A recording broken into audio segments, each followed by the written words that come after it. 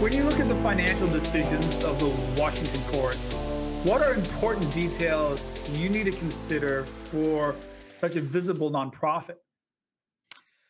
Great question. So we certainly the health of any organization is primarily demonstrated financially on the balance sheet, right? So certainly our net assets position is going to be a key indicator.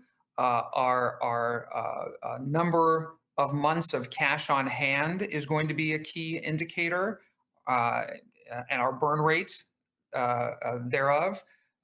We need to be uh, considering um, so what I'll just say this in addition to the looking at the health of an organization on a balance sheet, we really need to be much more rigorous as a field about what our forecasting looks like.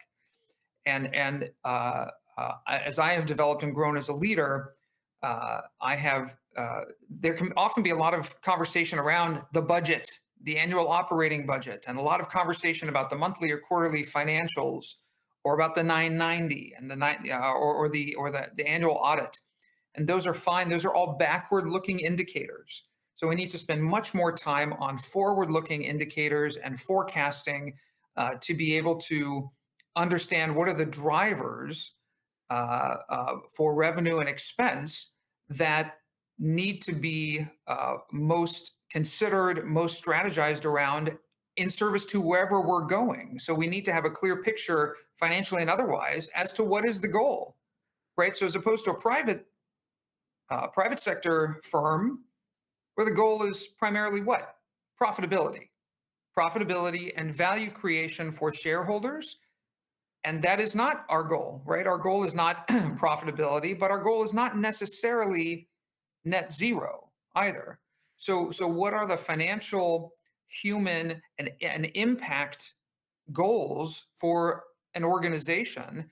And then how are we building the systems, the tools, and the financial, making sure that we're clear about what financial indicators we most need to track on in service to that goal. So um, I really am thinking much more these days about the power and importance of planning and forecasting.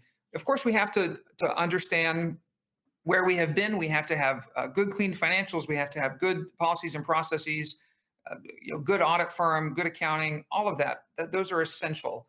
And then we need to really have an understanding toward what are we driving, and what are going to be the indicators of that impact. Because for our industry, it really is primarily about social impact and particular outcomes that we want to see with people or communities. And then how can we build? What are the indicators financially that will demonstrate that we're moving in that direction?